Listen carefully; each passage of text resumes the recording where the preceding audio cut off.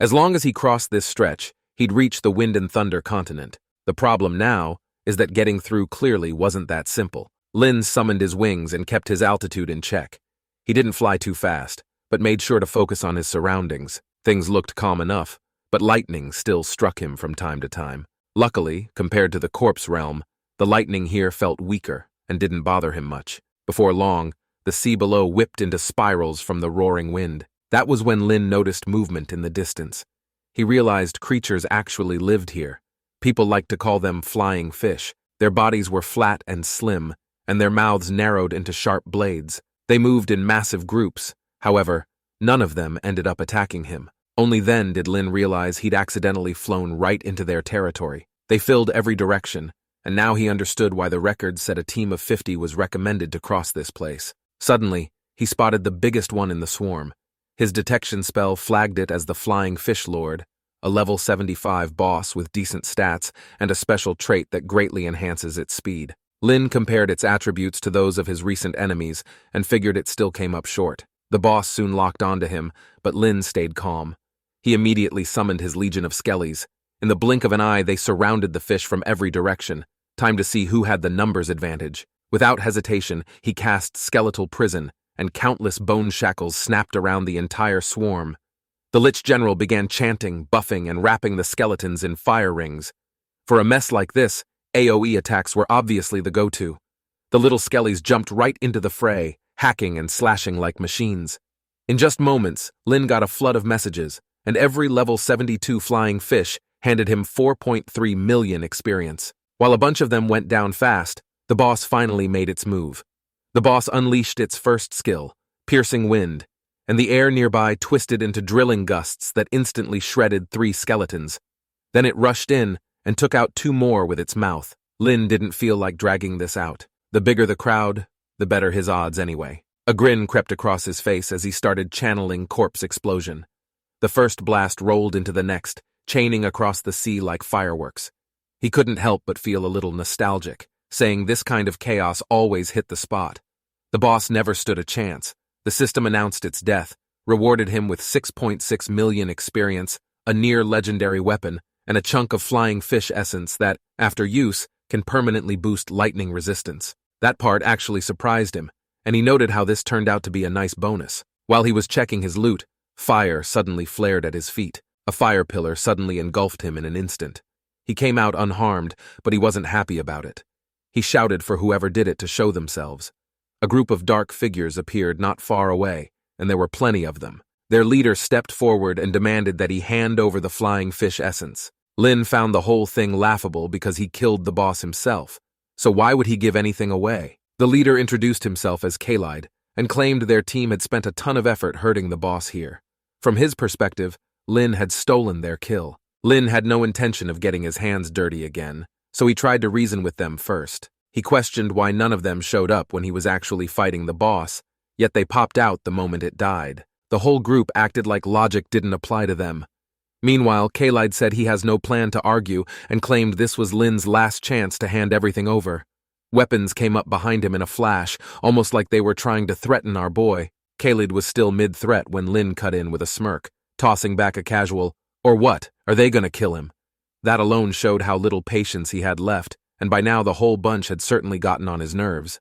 He lifted his gaze toward Kalide and pointed out the obvious, saying, "If he could kill the boss alone, what made him think he can't just wipe out all of them by himself?" The killing intent behind his words made Kalide flinch before he could even respond. Perhaps realizing it actually made sense, he gulped nervously, but his buddies didn't give him the chance to back down. The rest of the group, however, hadn't caught up. They felt insulted that he didn't seem to take their guild seriously and demanded the loot again. As if in response to Lin's rising anger, the domain godstone inside him suddenly stirred. Kalide instinctively shivered and realized he needed to run, but it was already too late. Skeletal Prison shot out and snapped around the entire group, locking them in before anyone could blink. Meanwhile, our trusty skellies took their positions, surrounding them without a word. Only then did they realize they couldn't move. Some began to panic, while others started shouting that Lin was a fiend. Rolling thunder above the sea made the skeletal horde look even more terrifying. The killing aura spread fast, far too heavy for someone supposedly at level 52. They convinced themselves he must have been hiding his true level and thrashed uselessly against the shackles. Right then, Kalide broke free using an ability called Ultra Limit Defense, which shattered bone shackles around him, though it still left him panting. Still, he looked smug as he announced it was an upgraded form of limit defense, an extremely rare skill only those above level 70 could learn. For the next minute, he claimed he'd not only get all the protection of the original skill, but also complete immunity to debuffs, while he was still in his unskippable classic villain monologue. The little skelly nearby didn't bother listening and simply activated its skill and swung its axe. Lin barely spared him a glance, muttering that the guy's strength was unimpressive and his bragging far louder than his skills. Kalide spat blood in disbelief, stunned that his ultra-limit defense could be broken so easily. Whatever attack power these summons had, it clearly exceeded his imagination. Screams broke out nearby as the skeletons tore into the others without losing momentum. Panic finally set in when Kalide realized the entire area was flooded with skeletons, leaving no path to escape. Not long after, another scream rang out.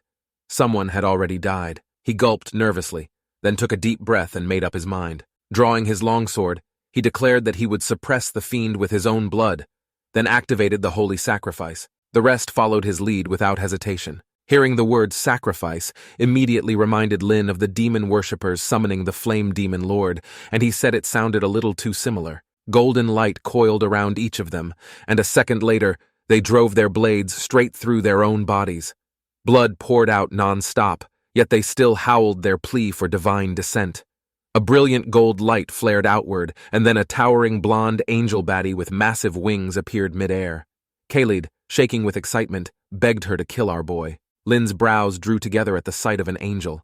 Behind her, the remaining group slowly faded away, turning into a stream of golden light that dissolved until their bodies merged completely into the angel itself.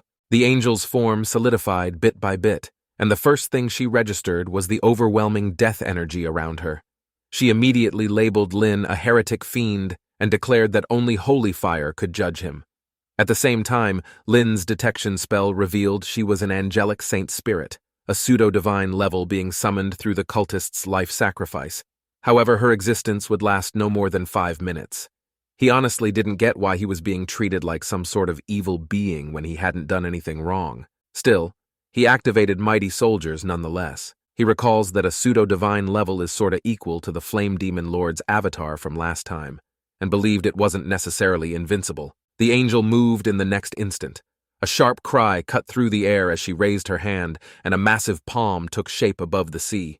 It came crashing down with enough force to collapse the surface into a crater. Several little skellies were swatted straight into the water, and Lin himself lost control and plunged downward. The impact was far too strong, and he couldn't afford to get hit by this thing. He quickly unleashed Soul Flame, canceling out the attack.